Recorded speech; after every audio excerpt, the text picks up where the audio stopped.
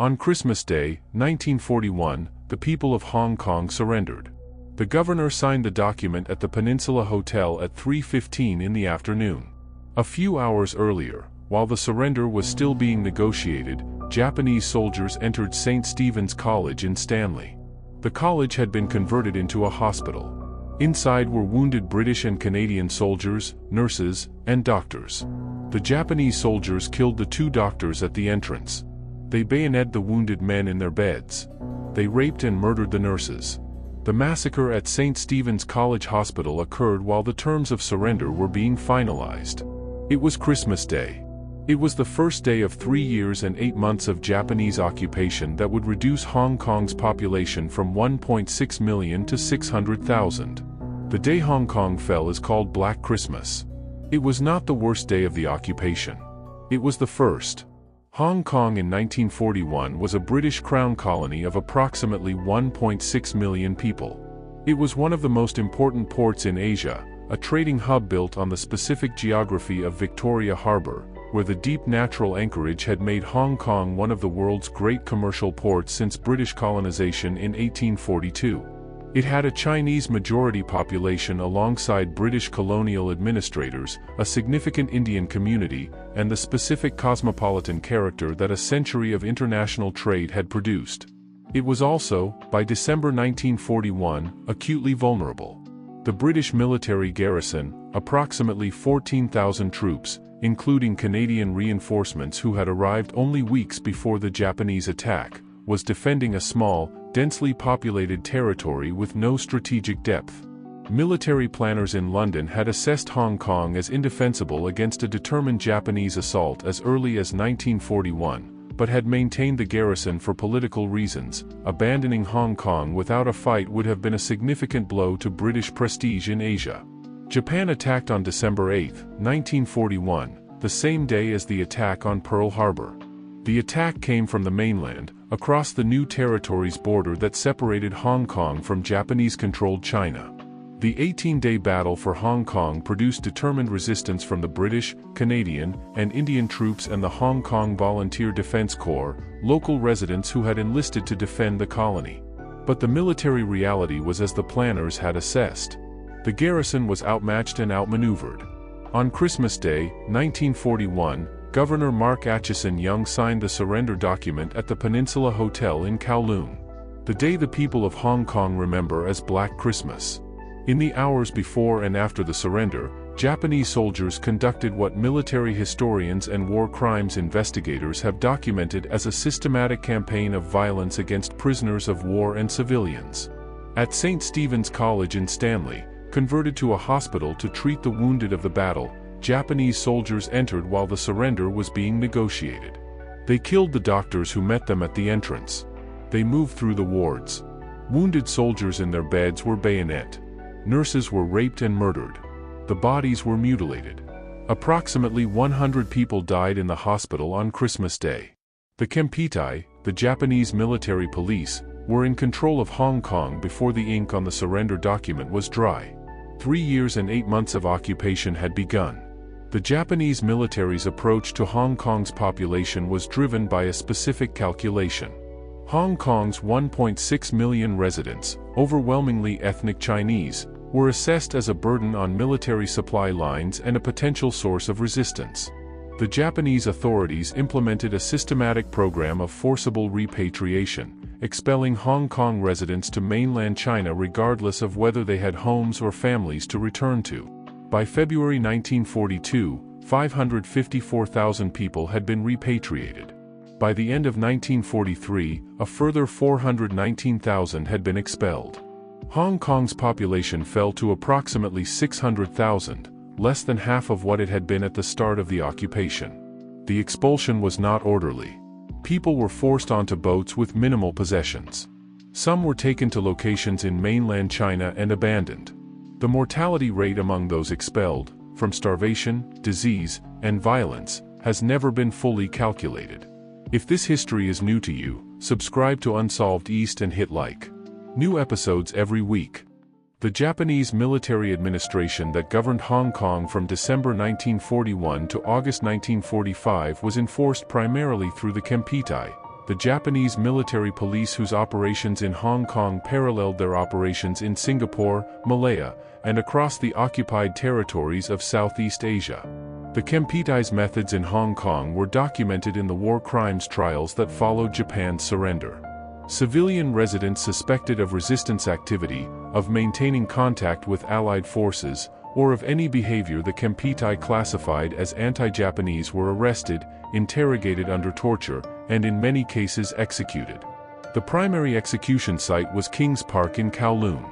An estimated 10,000 civilian deaths occurred during the occupation, many by beheading or mass shooting at King's Park and other sites.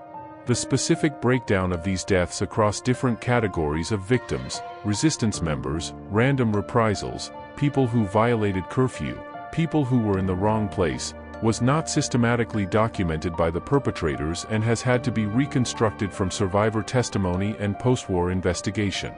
The Stanley Civilian Internment Camp held approximately 2,800 foreign civilians, British, American, Dutch, and other non-Chinese nationals who had been living in Hong Kong at the time of the surrender.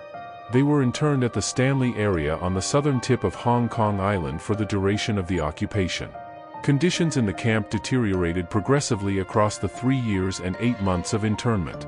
Food was inadequate. Medical care was limited. Beatings for minor infractions, failing to bow to a guard, speaking too loudly, were routine.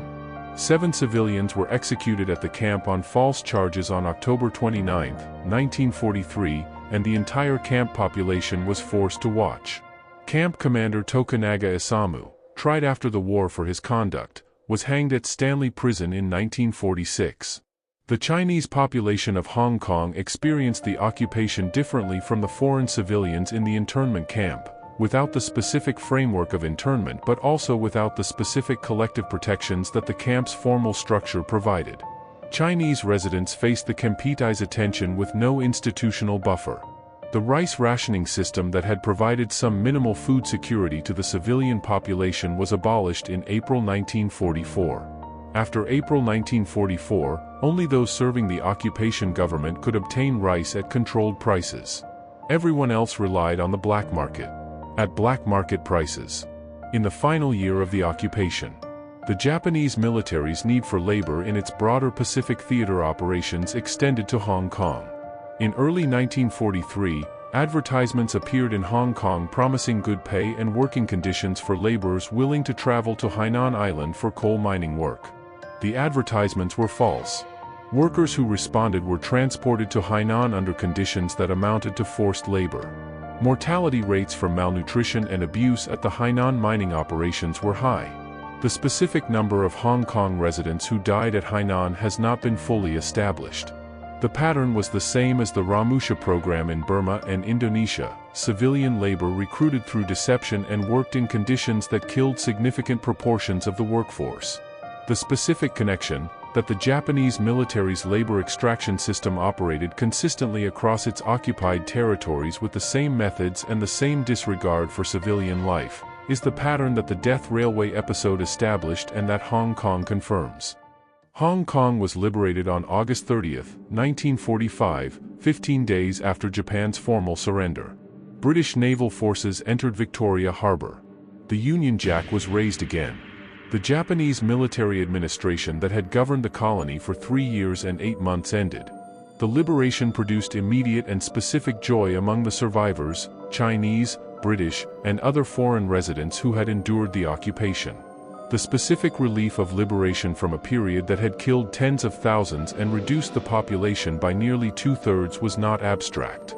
The war crimes trials that followed addressed specific documented incidents and named perpetrators.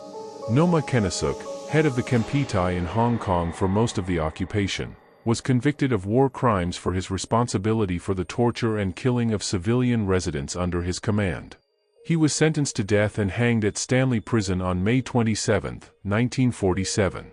Tokunaga Isamu, commander of the Stanley Civilian Internment Camp, was convicted for his conduct toward the internees, including the October 1943 executions. He was hanged. Multiple other Japanese officers and soldiers were tried for specific documented incidents: the St. Stephen's College massacre, individual executions, individual torture cases, and convicted or acquitted based on the available evidence. The trials addressed what they could document. They could not document everything.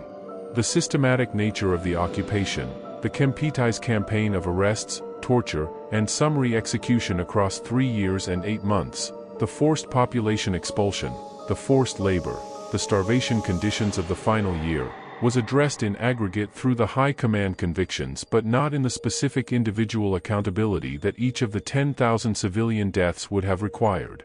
Japan's relationship with its Hong Kong occupation history has followed the pattern this channel has documented across every episode of Japanese wartime conduct.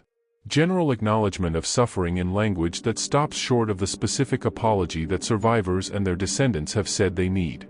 The specific memories are held in Hong Kong. The specific accountability has not been fully rendered. Christmas Day is still celebrated in Hong Kong. The hotels are decorated. The streets are lit. The harbor, Victoria Harbor, where the Japanese warships arrived on December 25, 1941, reflects the lights of one of the most spectacular urban skylines in the world. The city rebuilt. It rebuilt faster and more completely than almost any other city that endured a similar occupation. The specific resilience of Hong Kong's commercial culture and its population, the combination of Chinese enterprise and the restored colonial infrastructure that Britain rebuilt after 1945, produced an economic recovery that became one of the defining stories of post-war Asia. The population that had fallen to 600,000 during the occupation recovered to 2 million by 1950. The scars are not visible from the harbor. St. Stephen's College still stands in Stanley. It is a school again. The specific events of Christmas Day 1941, the hours before and after the surrender when Japanese soldiers entered a hospital and killed the wounded and the medical staff, are commemorated in Hong Kong. They are not well known outside it. The Suk Ching massacre in Singapore, which this channel covered, receives more scholarly attention in the English language literature than the Hong Kong occupation as a whole. The 10,000 civilian deaths at Kings Park and across 3 years and 8 months are a smaller number than Nanjing or Manila. They are not a smaller atrocity to the people they happen to. The people of Hong Kong call it Black Christmas. The date is remembered. The details are less known than they should be. The hospital at St. Stephen's College was attacked while the surrender was being negotiated. It was Christmas Day. The doctors were killed first.